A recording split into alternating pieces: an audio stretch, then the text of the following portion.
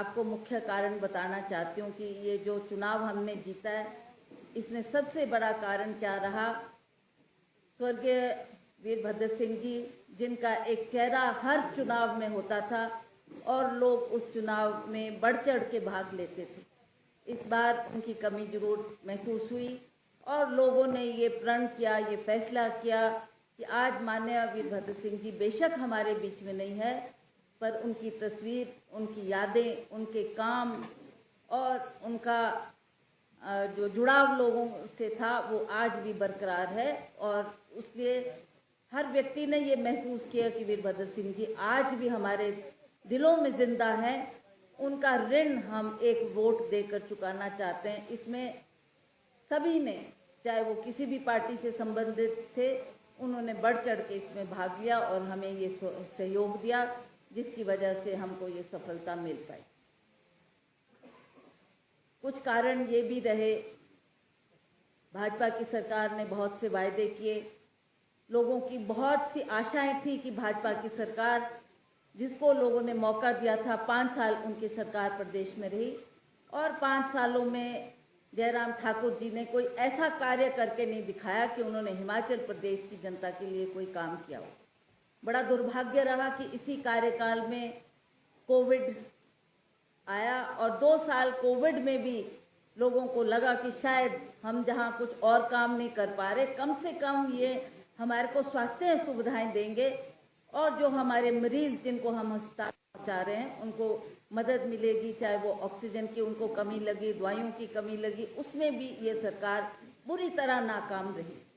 इन्होंने जिस तरीके का घोटाला इसमें हुआ है वो भी एक बहुत ही दुखद बात है कि ऐसे कार्यकाल, ऐसे वक्त में जबकि लोग और मरीज मौत और जिंदगी से जूझ रहे थे, उस वक्त इन्होंने इतना बड़ा स्कैंडल ये जो हुआ है वो जग जाहिर है, सभी जानते हैं कि कहाँ तो सेवाएं देनी थी। और इसमें भी मैं ये कहना चाहती हूँ कि माननीय वीरभद्र सिंह जी ने जो बहुत पहले एक सोच की थी और एक ऑक्सीजन प्लांट जो लगाया, जिसकी वजह से बहुत सी जानें बची और इस सरकार से लोगों को लगा कि शायद हमारे को मदद मिलेगी, पर चारों तरफ निराशा ही निराशा दिखी। तो ये भी एक मुख्य कारण था।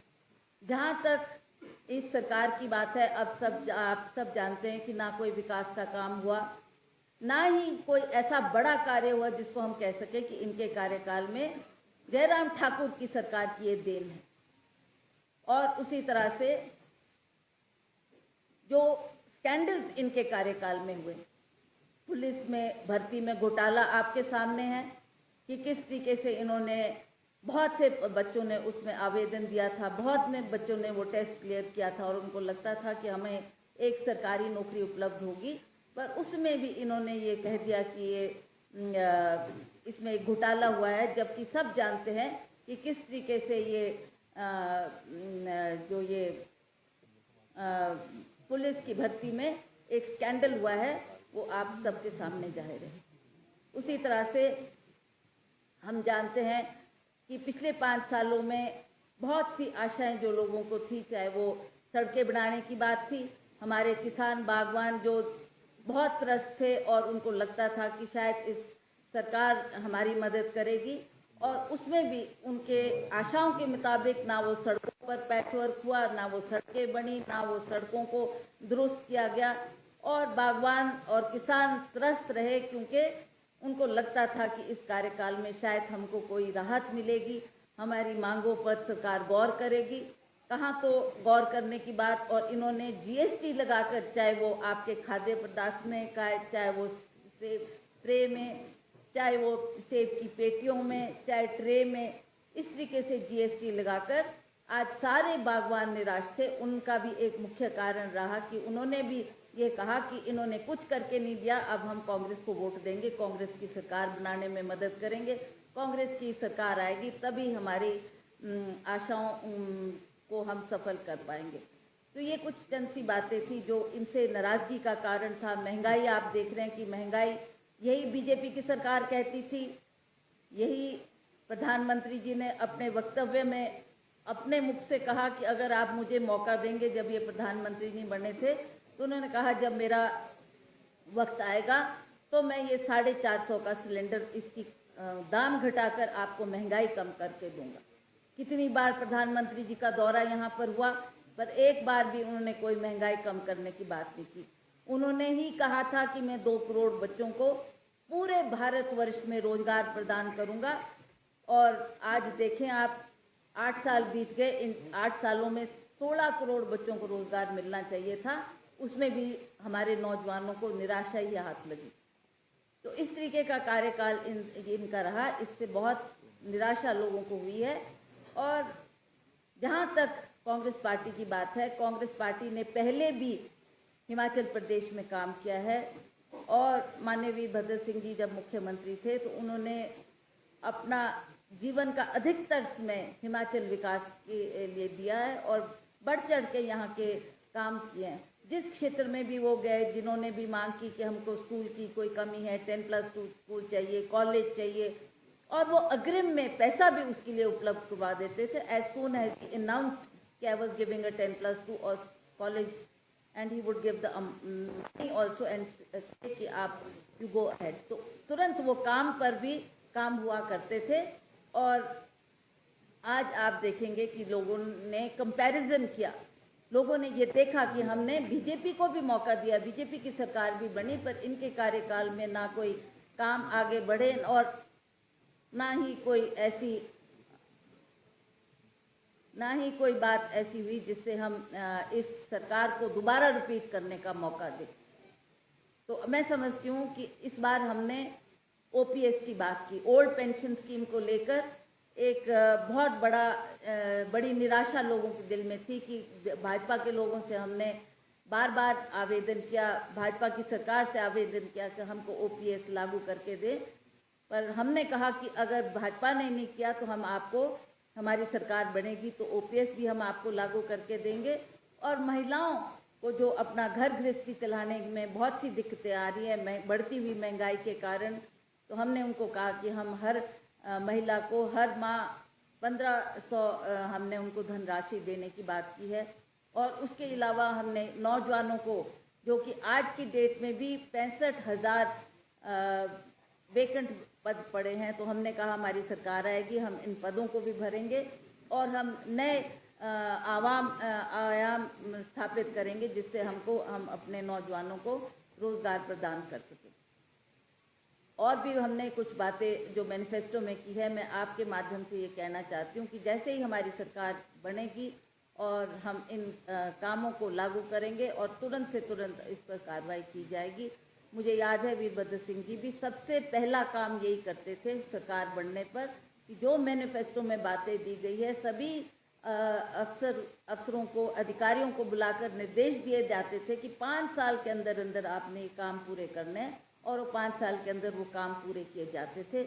तो हम भी ये प्रयास करेंगे कि हमने जो वायदे किए हैं उनको भी हम 5 सालों के अंदर अवश्य पूरा करेंगे।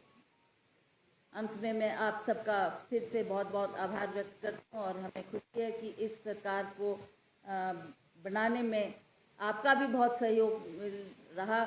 आपने भी अपने मीडिया के माध्यम से, अखबारों के माध्यम से ये हमारा मैसेज घर घर तक स्प्रेड हुआ, जिसकी वजह से हमको ये मैंडेट मिला।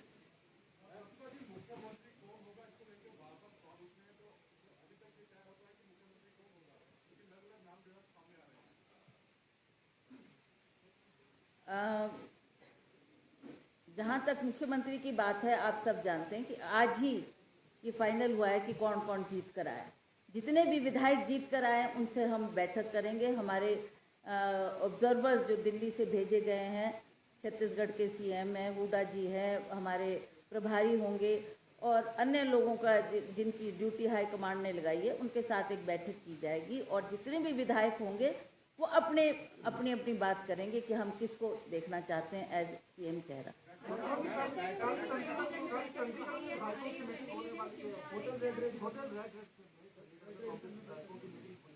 तो this is, I think you are taking it in the wrong light. But why we have chosen Chandigarh? Because Chandigarh is a central place for everybody. Somebody coming from Kangra, somebody coming from Una, somebody coming from Sirmaur, somebody coming from tribal areas, from Chamba. For them, reaching Simla would take double the time. But seeing the time factor, we have considered that we will all sit down in a common place and we'll decide, we'll sit with the central leaders also, and what they say, we will discuss amongst ourselves, and whatever we come to a consensus, that we'll bring forth and we'll put it in front of High Command, and then let the High Command decide what they.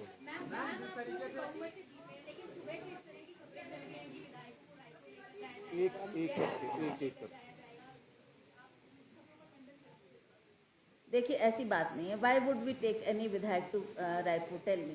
आप लोगों का दिल में शायद वो उदाहरण है कि रायपुर, गोवा में ऐसा हुआ, उत्तराखंड में ऐसा हुआ, और स्टेट्स में ऐसा, पर हिमाचल में ऐसा कुछ होने वाला नहीं है. हम अच्छी मत से जीत कर आए हैं. 40 कैंडिडेट्स हमारे जीते हैं. तो there is no such thing कि somebody will defect the party and go to the other side. हाँ, मेनी ऑफ देम. जिसको सेंट्रल पड़ता है, अब जो रोडू का जीत के आएगा, he will definitely come to Shimla. जो रामपुर है, देखेंगे ना. अब यू हैव टू डिसाइड. अभी 3-4 बजे तक तो इसका रिजल्ट पूरा हुआ है. अब इसके ऊपर मंथन किया जाएगा, विचार विमर्श किया जाएगा कि हमको कहाँ मिलना है, कहाँ हमने तय करना है. सबको कन्वीनियंट होना चाहिए वो जगह. So that's why I think Chandigarh is chosen because it is central for everybody. Why would अभी तक तो जब फाइनल रिजल्ट हो गया ना, तब उनको मैसेज जाएगा and then they will talk to us and we will also talk to them. है क्या? उनको करने दो जो वो कर रहे हैं. We are not bothered about that. We are only bothered about our own party and our own congressmen who have won the election.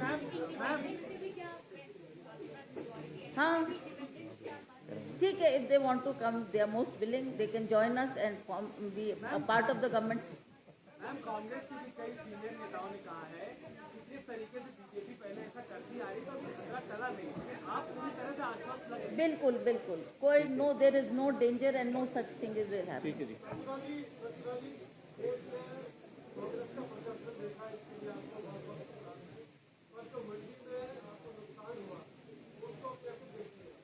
अभी मैंने बोला ना आपको कि इन बातों पे मंथन किया जाएगा, सोच की जाएगी कि व्हाई दिस हैपेंड इन मंडी. तो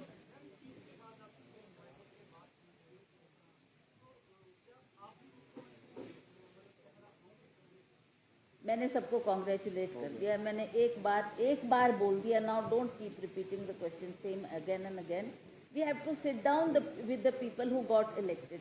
उनके साथ विचार विमर्श किया जाएगा. उनसे हम राय लेंगे कि क्या होना चाहिए, कैसे होना चाहिए, और जो वो कहेंगे उसको हम हाई कमांड के सामने रखेंगे कि जी ये चेहरा है और इस चेहरे पर आपकी क्या राय मशवरा है.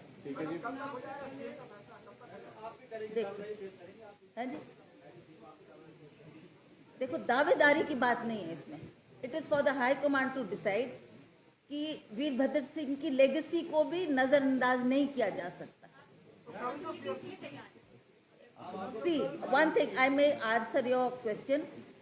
The High Command gave me a responsibility of fighting the by-election where I was facing a very tough challenge. Why? Because there was a BJP government in the center, there was a BJP government in the state, CM was from Mandi itself, and at that juncture where Virbhadra Singh ji had just gone, 1-2 महीने ही हुए थे उनको गए, मैं उस trauma से गुजर रही थी और मुझे हाई कमांड ने कहा कि आपने ये इलेक्शन लड़ना है. उन्होंने औरों से भी कहा पर और सब मुकर गए कि no no we don't want to fight, we don't want to. Ultimately it came to me. I said okay, if the high command has given me this order, I shall obey. I shall obey. I obeyed and I faced the election and I won the election. Secondly, Madam Sonia ji made me the party president and she gave me that responsibility. I took that responsibility also and I toured each and every area. 68 constituency has visited and I did my best, and this is the result of that hard work we had put in for the party. ठीक है जी, हो गया.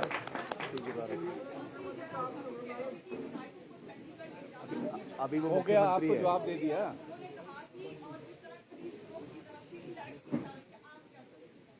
ऐसा कभी हिमाचल में हुआ नहीं है. खरीद फोक्त की बात भी नहीं है. Why should we buy when we've already got 40 MLAs with us? Why should we do that? And if they are trying, they will not be successful in it.